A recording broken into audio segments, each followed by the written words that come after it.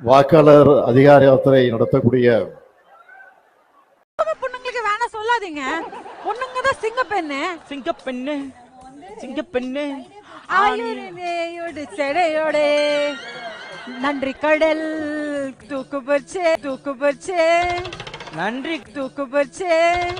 நன்றி கடல் ஏதோ தூக்கு பஜாம. மை டியர் பிரதர் ராஜீவ்காந்தி அவர்களே, மை டியர் பிரதர் ராஜீவ்காந்தி அவர்களே, அவர் இன்னும் 200 ரூபா வாங்கிட்டு ட்விட்டு போடுற ராஜீவ்காந்தி நினைச்சு. தாய்மொழி தமிழ் நம்மோட அடையாளமா பெருமிதமா இருக்கும்.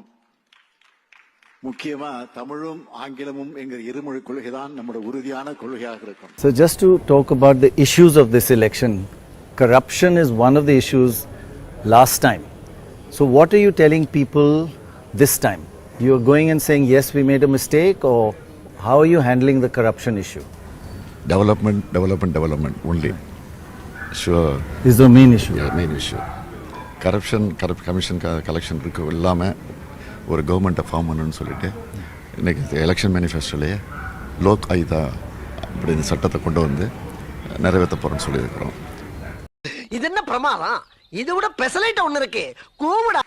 குடி புகுத்து தாய்வு திட்டம் முதல்ல கலவரத்தை நடத்தணும். கிறிஸ்து பிறப்பதற்கு முன்னால் கிமுன்னு சொல்லுவாங்க.